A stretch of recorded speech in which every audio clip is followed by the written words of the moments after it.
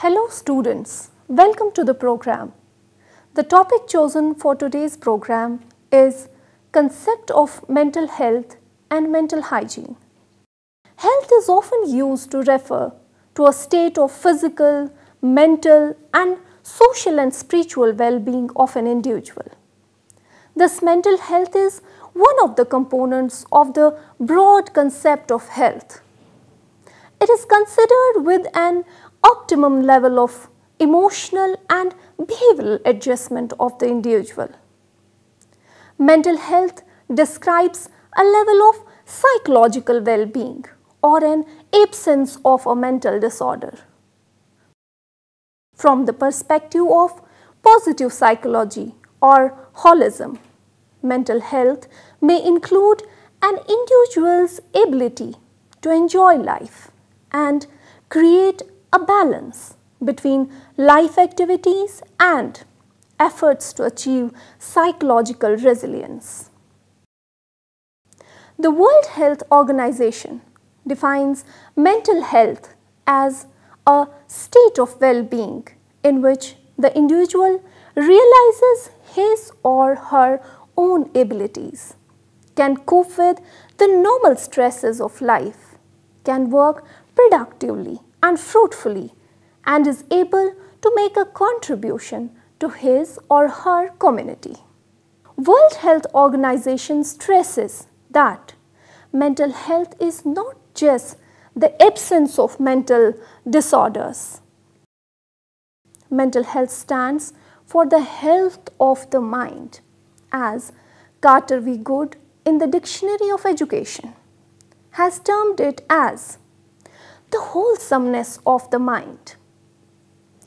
It was previously stated that there was no official definition of mental health. Most recently, the field of global mental health has emerged, which has been defined as the area of study, research and practice that places a priority on improving mental health and achieving equity in mental health for all people worldwide. The history of mental health and hygiene is old as our civilization. In India, Ayurveda successfully developed a full-fledged system for treating the mentally ill people long back. But in the West, the mental hygiene movement started in the first decade of the 20th century. The history of mental health is the remarkable story of one person, Clifford Beers, also called the father of mental hygiene, a graduate of Yale College, who suffered his first episode of bipolar disorder following the illness and death of his brother. During his illness, Beers attempted to take his own life by jumping out a third-story window. Seriously injured but still alive, Beers ended up in public and private hospitals for the next 3 years. While in these institutions, Beers learned first-hand of the deficiencies in care as well as the cruel and inhumane treatment that people with mental illness received.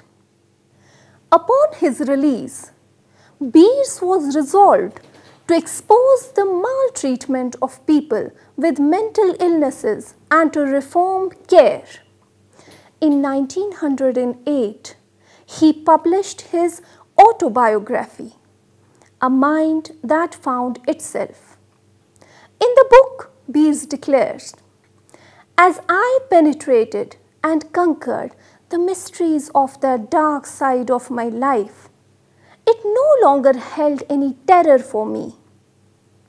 I have decided to stand on my past and look the future in the face." On February 19, 1909, Beers, along with philosopher William James and psychiatrist Adolph Meyer, created the National Committee for Mental Hygiene. Later, the National Mental Health Association and what we today known as the Mental Health America.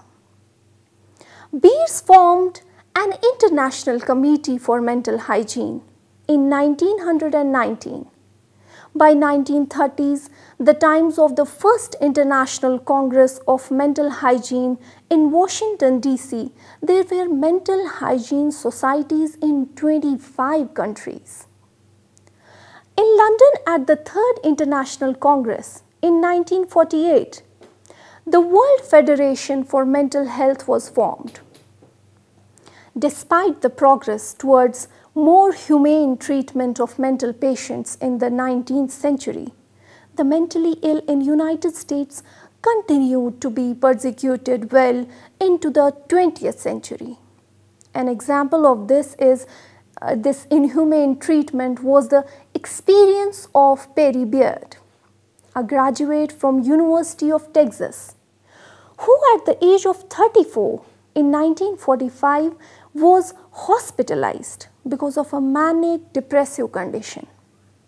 Between 1944 and 1948, he wrote a manuscript titled Echoes from a Dungeon Cell, in which Perry declares, "I pray to God that in the future I shall be able to remember that once one has crossed the lines from normal walks of life into a psychopathic hospital, one is separated from friends and relatives by walls thicker than stone walls of prejudice and superstitions."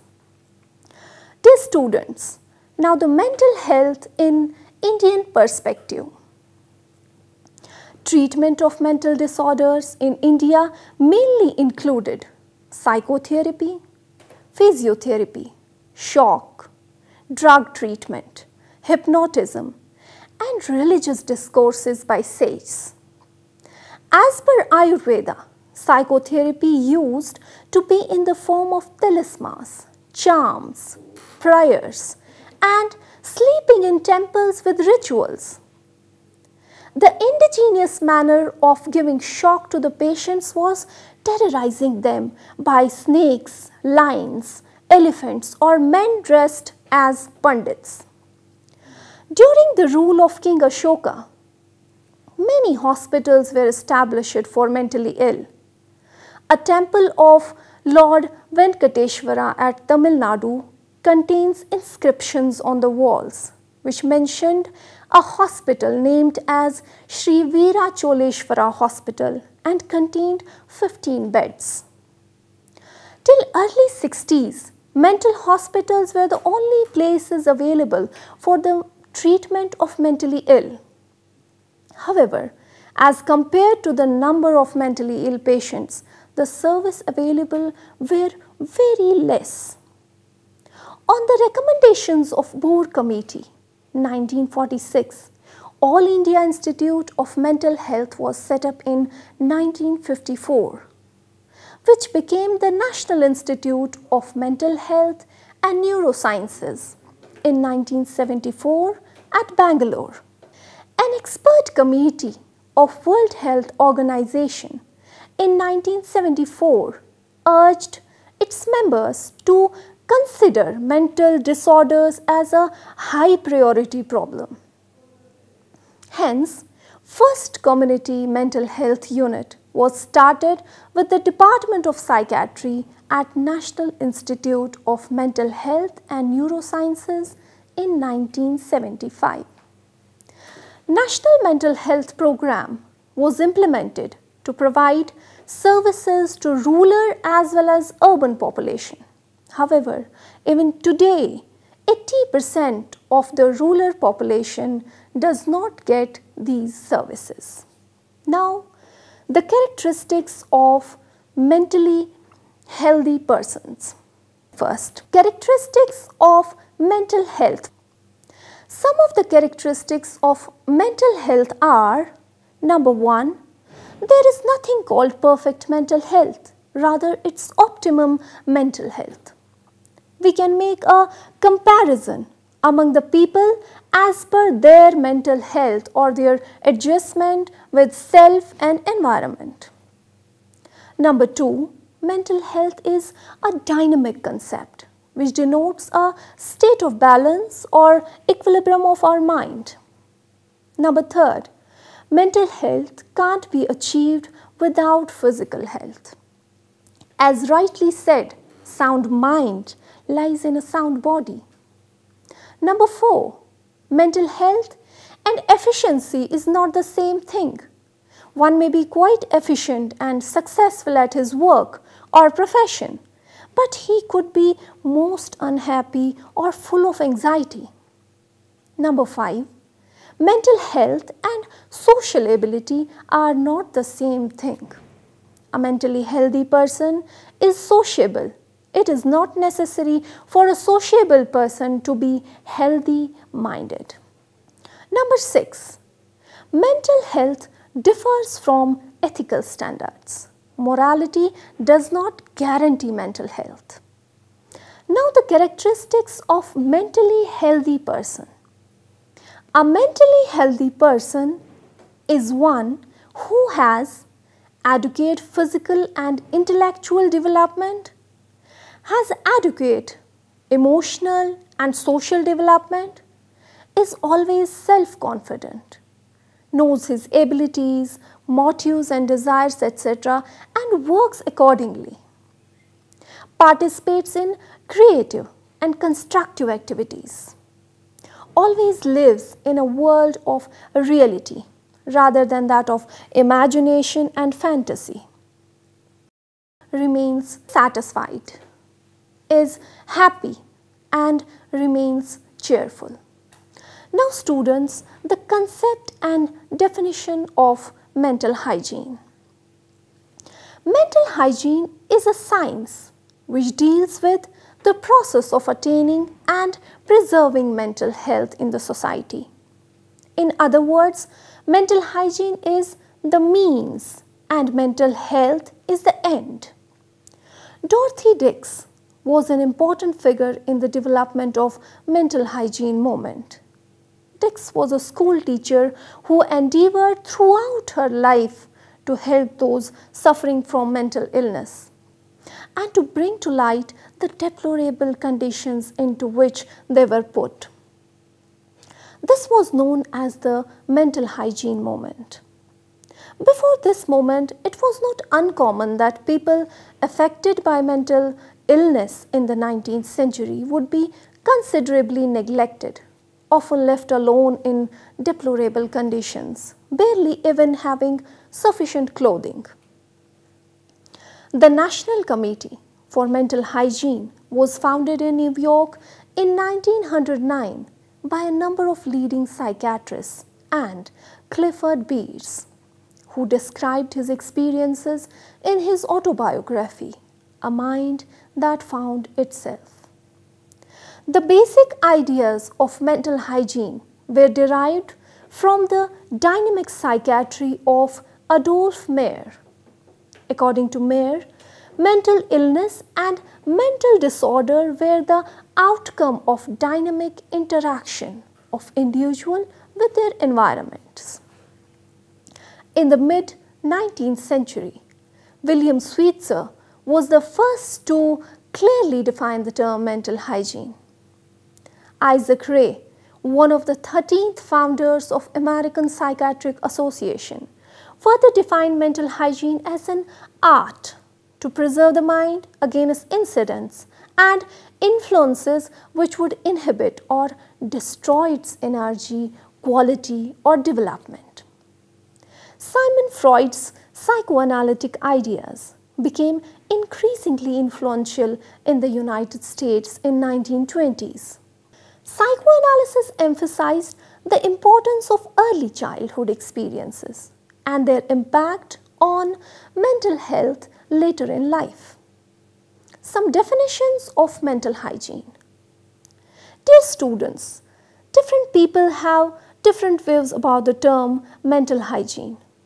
Some of these views are: Adolf Meyer and other psychologists used the term mental hygiene for the first time in history and said, mental hygiene deals with the mental health of the individuals In the same way, the physical hygiene is concerned with their physical health. As per Crow and Crow, mental hygiene is a science that deals with the human welfare and pervades all fields of human relationships. American Psychiatric Association views mental hygiene as mental hygiene consists of measures to reduce the incidence of mental illness through prevention and early treatment and promote mental health. Now, objectives and principles of mental hygiene. First, the objectives of mental hygiene. Mental hygiene is a science which deals with the process of attaining mental health and preserving mental health in the society. The main objective of mental hygiene is to build up one's ego rather than tearing down another's ego. Some main objectives of mental hygiene are: number 1, to help to realize one's potentiality. Number 2, to develop self-respect and respect for others. Number 3, to understand one's limitations and tolerate the limitations of others. Number 4, to cause a harmonious development. Number 5, to enable one to make effective adjustment in all spheres of life and all situations such as in school, home, society, and also with self. Now, principles of mental hygiene. To formulate general principles of mental hygiene is a really difficult task, as there is a wide range of differences among the individuals. There is no single or absolute standard to judge human behavior or action. However, in spite of these difficulties, we can formulate some general principles. These are: number 1, adjustment in home. Every child should develop such type of behavior at home so that he can adjust himself in any type of situation. Parents should take utmost care, because the behavior patterns that develop in early childhood leave permanent impressions on the child. Number 2, adjustment in school. The school, through its various activities, can go a long way in creating an environment for the children to preserve and develop their mental health. Number 3, adjustment to society. Man is a social animal and he has to adjust himself with the society. Without proper social interaction, harmonious development of personality cannot occur.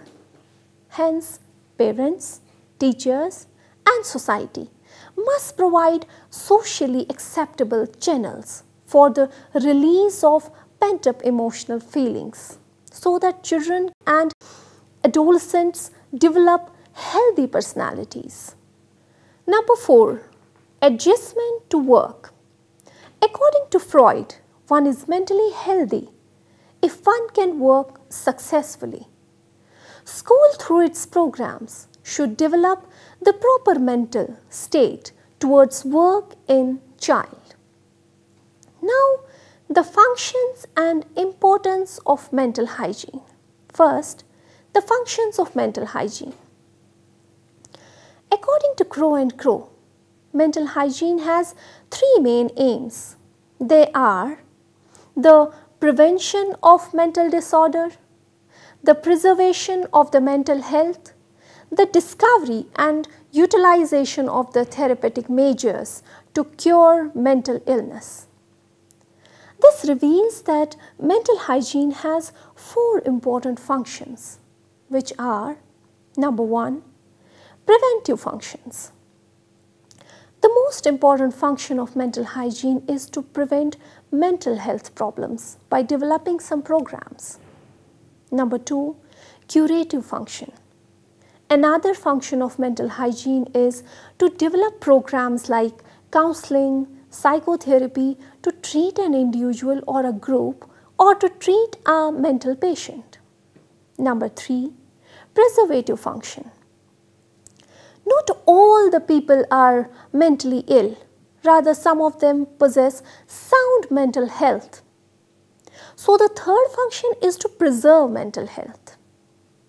Number 4 is the training. Another function of mental hygiene is to train a set of personnel who can help the people with psychological problems. Now, importance of mental health and hygiene. Mental health has much wider scope than physical health, as it aims for the development of wholesome, balanced and integrated personality. Mental health is very important because mental health helps in number 1, the development of desirable personality. Number 2, it helps in proper emotional, social and moral development. Number 3, helps in proper aesthetic development, development of appropriate aesthetic sense, artistic taste and refined temperament. Number 4, helps in seeking proper adjustment as per the demands of the situation and well-being of the society. Number 5, helps an individual in seeking goals of life by diverting his energies in full capacity for the realization of the goals. Number 6, helps in progress of the society through development of well-balanced, useful citizens who are conscious not only of their rights but also of their responsibilities. Number 7, mental hygiene helps in prevention of mental illnesses. Now the strategies to maintain mental health. When we extend the concept of hygiene to the domains of mind, it stands for the art of developing, maintaining and promoting necessary behavioral, emotional and social skills to sustain good, effective and efficient mental health. One can achieve this by following some basic strategies like number 1, reality contact. In order to maintain good and sound mental health, it's important to have a realistic appraisal of one's own reactions, emotions and abilities. If you are in touch with reality, you may be able to avoid a number of disappointments and frustrations in your daily life. Number 2, impulse control. A person with healthy adjustment would have good control over his or her behaviors and impulses. Number 3, self-esteem. The awareness about oneself is called self-concept. It includes all the statements about I or me expressed in terms of feelings, beliefs or values. Self-esteem is the evaluative component of self, which can be either positive or negative. A sense of personal adequacy or positive self-concept is essential for mental health. Number 4, positive thoughts. The quality of mental health depends on whether we direct our thoughts in positive or negative ways. Negative thoughts generate negative emotions such as anger, hate, jealousy, fear and despair, making our mind unhealthy and also harm the endocrine system. So we need to develop the power of positive thinking such as love, joy, happiness, hope, compassion, empathy and optimism in us, which strengthens our capacity to cope with various challenges of life. Now students, we conclude. Mental hygiene is the science of maintaining mental health and preventing the development of psychosis, neuroses or other mental disorders. Since the founding of United Nations, the concept of mental health and hygiene have achieved international acceptance. As defined in the 1946 Constitution of the World Health Organization, health is a state of complete physical, mental and social well-being, and not merely the absence of disease or infirmity. The term mental health represents a variety of human aspirations: rehabilitation of mentally disturbed, prevention of mental disorder, reduction of tension in the stressful world, and attainment of a state of well-being in which the individual functions at a level consistent with his or her mental potential. As noted by the World Federation for Mental Health, the concept of optimum mental health refers not to an absolute or ideal state, but to the best possible state insofar as circumstances are alterable. Dear students, I hope you have enjoyed the program and understood the content. Thanks for watching.